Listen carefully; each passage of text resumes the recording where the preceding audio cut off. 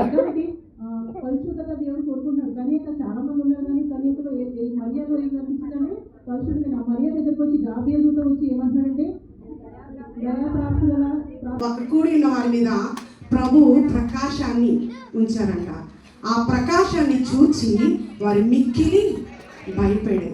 మనం కూడా మన జీవితాల్లో అనేక సార్లు ఆయా సందర్భాల్లో ఆయా విషయాలలో భయపడుతూ ఉంటాం చాలా తొందరగా. ఈ క్రిస్మస్ గిఫ్ట్ ఆఫ్ క్రిస్మస్ అంటే క్రిస్మస్ యొక్క బహుమానము ఒక 3 సీల్లో నేను చెప్తాను. 3 సీ. ఒకటి క్రాడిల్, 2 క్రాస్, 3వది క్రౌన్. అంటే క్రాడిల్ అంటే పశువుల తొట్టి, ఉయ్యాల. క్రాస్ అంటే సిలువ, క్రౌన్ అంటే కిరీటం. అంటే పశువుల తొట్టి దేనికి సూచించబడుతుందంటే ఆయన కుమారుడుగా జన్మించిన స్థలము కదండి. యేసుప్రభు ఎక్కడ జన్మించాడు? పశువుల తొట్టిలో. సిలువ ఏంటండి? ఆయన త్యాగం చేసిన స్థలము. కిరీటం ఏంటండి? ఆయన రాబోయే రోజుల్లో రాజ్యం సిద్ధపరుస్తున్నాడు. అప్పుడు మనకు మహిమ కిరీటాన్ని ధరింపచేస్తున్నాడు. అయితే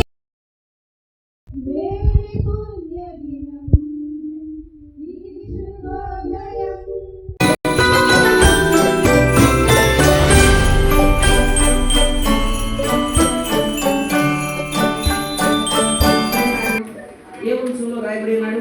దావీదు వంశంలో. మనము ఏర్పరచబడిన వంశమును చీకటిలో నుండి ఆశ్చర్యకరమైన తన వెలుగులోకి నడిపించిన వారిని యొక్క గుణాతిశయములను ప్రజలు చేయనిత్తము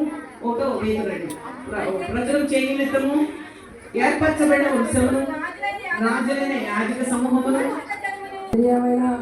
దేవుని చిత్తం కనుక ఆ బిడ్డ సేవలో వాడబడుతూ ఇలా ముందుకు సాగిపోతున్నారు.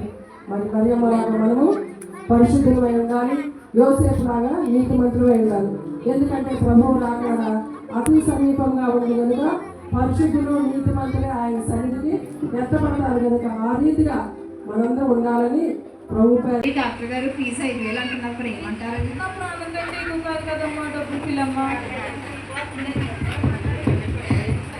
ప్రాణం అంటే ఎంత దీప 100 రూపాయలు కానుకేరు కానీ ఇవిడి ఫీజు కోసం అంటే ఎంతైనా ఖర్చు పెడతారు. ప్రాణం తీపి కదా మరి. డాక్టర్ గారండి చెప్పమ్మా.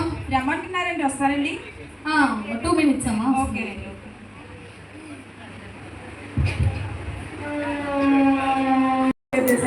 ఈసారి మాకు ఎక్కువ వచ్చేసేయ్యా.